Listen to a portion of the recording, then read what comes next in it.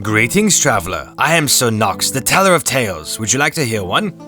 Before we get started, please consider subscribing to the channel, liking the video, and if you want, leave a comment below. All of these things help with engagement, which helps your YouTube get its pickle tickled, which helps the video get promoted and the channel grow. Anyways, it's a good thing, so please do it. Anyways, this one is called Horny Player Gets Let's try that again.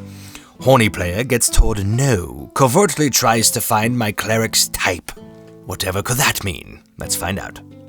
This is certainly not one of the most horrific ones, as I know there's way worse stuff in here, but we recently booted a problem player, so I thought I'd share my tale. Well, welcome. Let's check it out.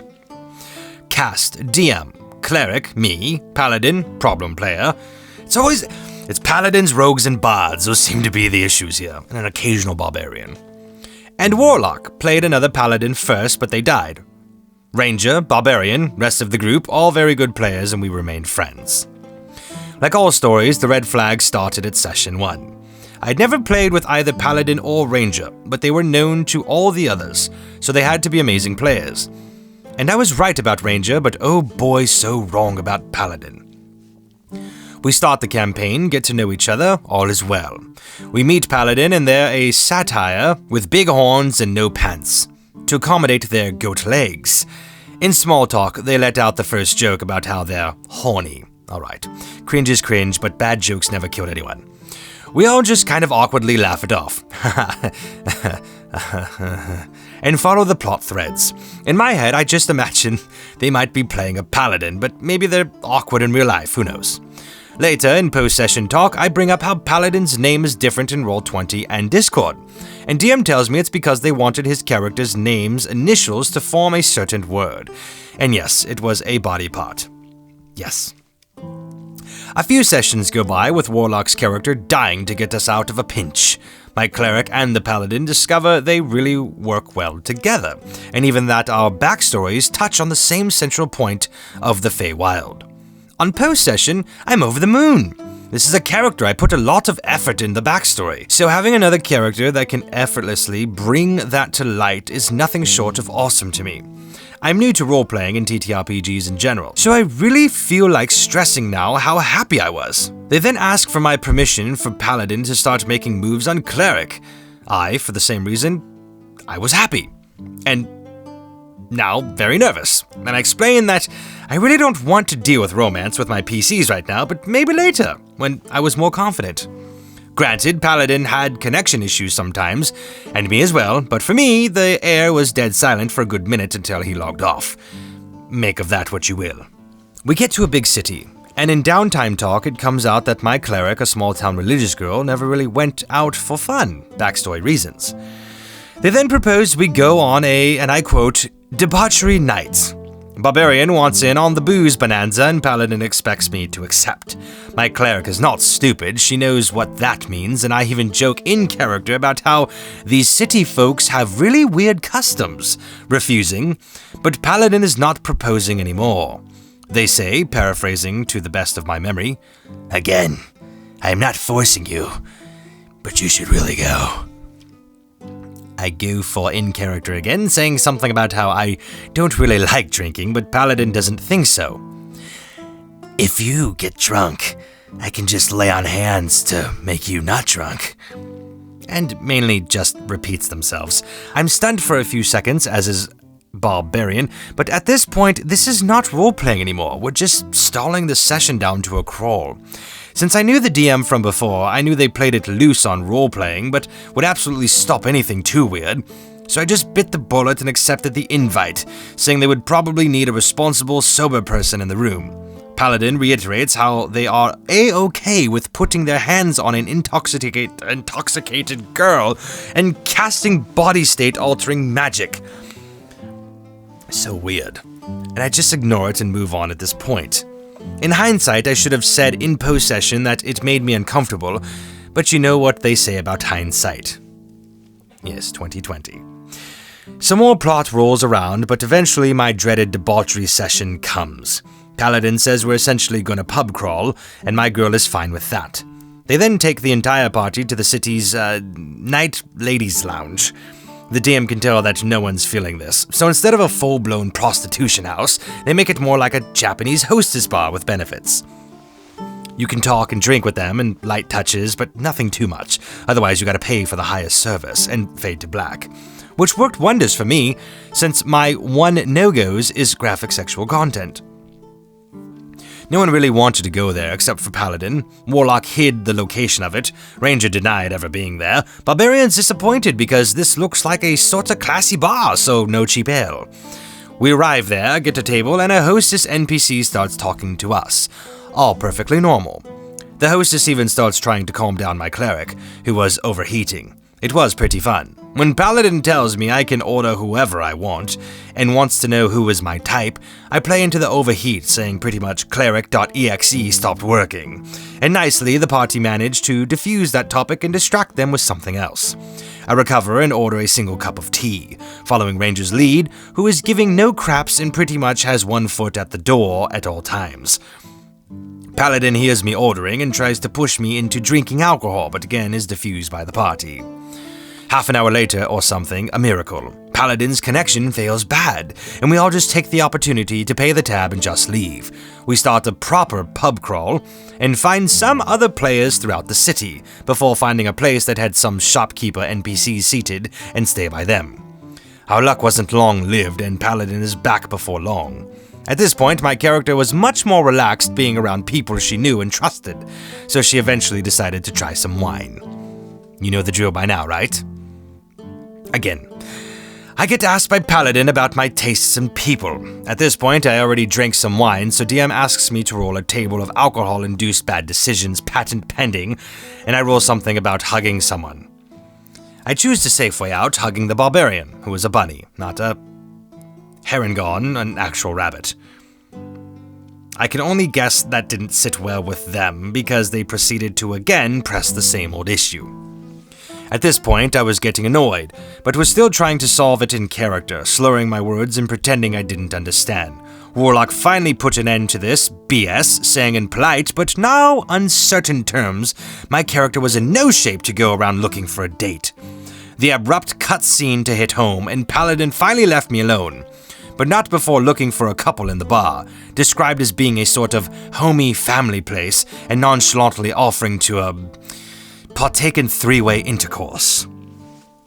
They got a persuasion roll but rolled badly, and DM immediately tells them that the couple is very much not interested. Later, in post-session chat, Paladin doesn't stay, and Warlock apologizes for interrupting, but I say it was fine. After that session, my cleric got some nice role-playing in with everyone else in the party, with an all-girls spa day and a closed shopping trip, and that really helped flesh her character out and have some nice growth, which is important because of my subsequent call of retiring her. Warlock chose to retire their character, and I felt like it was a good time to do the same. So everyone knew we both would be rocking new faces come next session. This matters. We had a sort of private last session with pretty much everyone but Paladin, as they were busy, and she had a nice goodbye as did Warlock's character. Next session comes around before DM even starts setting the scene. Paladin asks if they've met my new character yet. My new character? Not Warlock's. Mine. Quick reminder that Warlock's change was the expected one. Mine was on a whim. We quickly answer no. My cleric says a final goodbye and leaves for good. The session progresses. We meet new and revamped Warlock Paladin barely bats an eye. After an hour or so, they get to meet my new character, but Paladin was out of the call for connection reasons. When they're back, guess what is their first priority? Is it A, making sure everyone is okay and up from the fight used as a plot device by DM? B, making sure the, as far as they know, NPC is okay and safe, given they're supposed to be a paladin for a good-natured goddess? C, desperately try to find what the new character looks like. Take your pick now, shouldn't be too hard. I wish I had imagined the bored, uninterested, disappointed sigh that followed when DM reads my description of my new character, who is a guy. Eventually, we did kick Paladin, but was mostly for other stuff, like telling Ranger how to build their character. After I made it public that my cleric would be retiring, it sparked a conversation of who would take up the mantle of the healer. There was a level up around the corner, so they nonchalantly suggested that they should take up a second level of Ranger for the spell casting, and be the party's dedicated healer. No amounts of Ranger telling them that's not how they wanted to play their character was enough. Or playing D&D like it's Skyrim. Our campaign is a tense, morally complex dark fantasy. We would try and make plans, but every time they would play them down. A nice quote is from when we were planning to kidnap a highly guarded mayor, and most of the party was taken hostage, save from Ranger and Paladin. Ranger was trying to work together and make a plan to dodge this full TPK, and Paladin says, "We swoop down and just mop them up." They would frequently either not care about consequences or downplay them to infinity. Or metagaming. Warlock had little imps as healers, and kept them a secret from other characters. Paladin would just randomly fire Divine Sense to try and find the imps they did not know about in character. They'd also had the gall to say, "I never metagame." Or interrupting touching moments with main character syndrome. Barbarian had to not show up a few sessions because they were doing some medical stuff, so the DM made this really nice rescue mission based on their backstory, resulting in a really cool character moment when my cleric used command to make the Barbarian stop and spare a fleeing NPC who didn't want to fight anymore. When back safe and sound, Barbarian gives cleric a hug and thanks for stopping them. Paladin thinks this is a great moment to loudly come out of their room and jokingly demand a hug too, even bringing up the fact that Barbarian was close to Warlock's first character. You know, the one that died a in-game week ago? And we were all very much still feeling it. The moment was ruined and they kinda just moved along, dragging the both of us down to eat with him or whatever. I'm still pissed for Barbarian. Also, the fact that Ranger full-on said that if a TPK happened and Paladin was going to make a new character, they'd drop out of the campaign. Yes, I don't bring any big bad breakups full of drama and tension, but I do bring whatever this garbage behavior is. We've since found a bunch of promising new players, so hopefully I'll never have another story for this sub. See ya. Some comments are about how the DM dropped the ball and whatnot. I agree, and the DM agrees too. In the post-session talk, DM said that Warlock beat them to it, but they were about to cut it out. Also, when I said that everyone used the connection issue to get the hell out of there, I also meant DM. In our discussion for the final decision to kick Paladin, we talked about the session, and DM revealed that they prepared stuff like this because Paladin wanted to visit them, as they did with the rest of the characters as well. My cleric got a full questline related to her temple and whatnot. I did leave some stuff out for the sake of brevity. It wasn't brief at all, as I still wanted sleep tonight, but DM's side of the situation was cleaned up. They're a great DM and I fully intend to continue playing with them. The pub crawl session was a sort of beach episode before the DM dropped a bunch of important decisions on us, story-wise, so it was requested by all of us. My uncomfy feelings were towards Paladin and them alone, for hijacking what should have been a fun night out, full of bonding roleplay between party members and making it into the awkward mess it was. Also, the alcohol table was already in use way before this session and these incidents. It's kind of a house rule. They do include a hug and a drunken confession of love, but they never really amount to anything, just goofs and shenanigans, and everyone, me included, thinks they're fun. Also, yes, I made lay on hands sound like a roofie. It was on purpose. Petty, I know. Wow, that's just... Yes, Paladin, it's obviously a problem. They don't seem to get the hint, and they just tend to be one of those people that says, "Oh, girl, let me just do everything, 'cause girl and girl." Just very frustrated individual that's unfortunately trying to use a game of fantasy to embark on whatever adventures they're trying to relieve themselves of. And unfortunately, they interact with actual human beings in those moments and completely are blinded by their fantasies and passions. It's good that they're not playing anymore because it seems like you gave such a fair chance. Honestly, I think too much. But you recognize that.